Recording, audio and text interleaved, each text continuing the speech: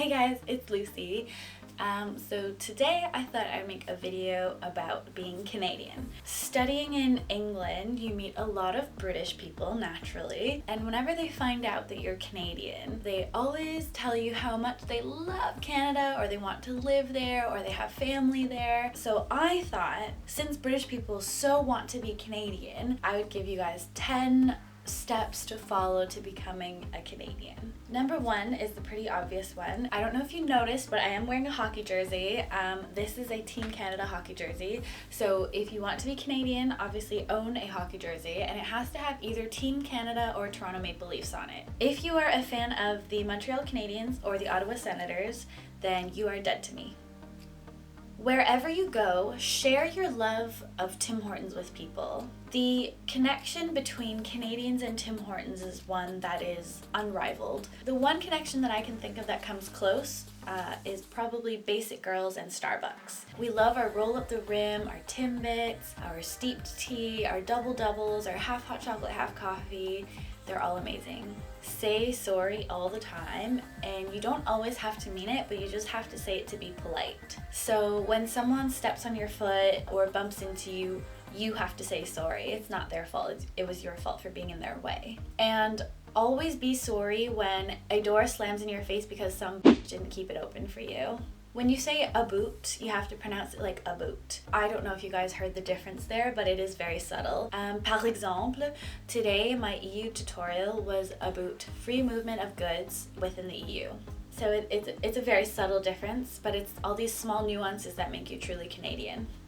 Also, I don't know if you noticed, but I sprinkled a little bit of French in there. As a Canadian, you do have to know very, very basic French, having learned the same grammar for 5 years in a row. Start looking at places that do blood transfusions, because Canadians are actually born cold-blooded, and that's how we can withstand cold temperatures.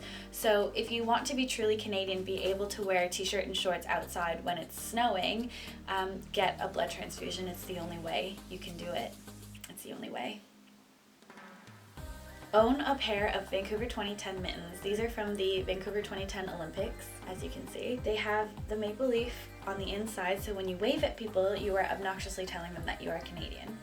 And lastly, get a pet polar bear. We ride polar bears to school every day. You get to ride your first one from grade 1. You have to kind of train during kindergarten, and then after that you graduate from kindergarten, and then you get your very own pet polar bear. Mine is called Linus, and he's very fluffy and very soft. So I thought I would give you guys some fun facts about Canada. These facts are important for when you want to prove to people that you are Canadian, and then also when you take your Canadian citizenship test. For those of you who are fans of Let's Disco, they play Skater Boy and that Nickelback song every week. Avril Lavigne sings Skater Boy, and she's Canadian, and Nickelback is also Canadian, and the lead singer of Nickelback, Chad Kroeger, and Avril Lavigne are actually married. What you guys don't know is that song that they play by Nickelback in Let's Disco is not Nickelback's best song.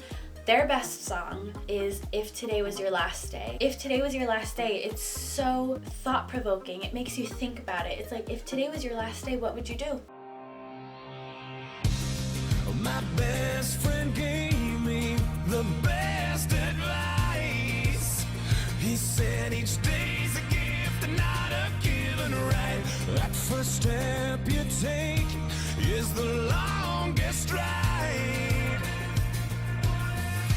If today was your last day and tomorrow was too late, could you say goodbye to yesterday?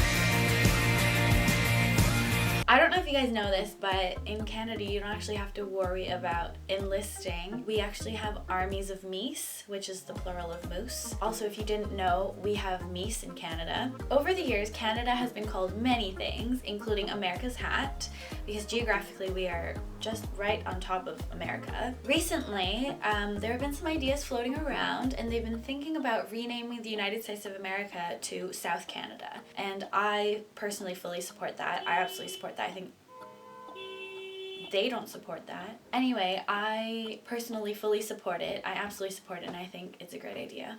Don't forget about maple taffy. Maple taffy is when you make a bench of snow. You basically just pack it in, and then You drip maple syrup in strips on the snow. You wait for it to cool a little bit and freeze up a little bit until it becomes this really good gooey texture. And then you take a popsicle stick and you just kind of twirl it onto the stick, and that is maple taffy. Last fun fact about Canada, we have one job sector, and that is lumberjacks. So every Canadian knows how to use an axe to chop down trees. The official national animal of Canada is the beaver, and so we collaborate with beavers to chop down trees together. It's pretty normal to see Canadians carrying axes around everywhere with them, so don't be alarmed if you see that. They're not chopping down humans, they're chopping down trees. So if you guys have any more questions about being Canadian or about Canada or anything pertaining to either of those things, just ask me. I am your go-to. But yeah, I think that's it. I hope that wasn't too lame for you guys, and have a great rest of the day. Bye! Would you live each moment like your last? Leave old pictures in the past. Donate every dime you have.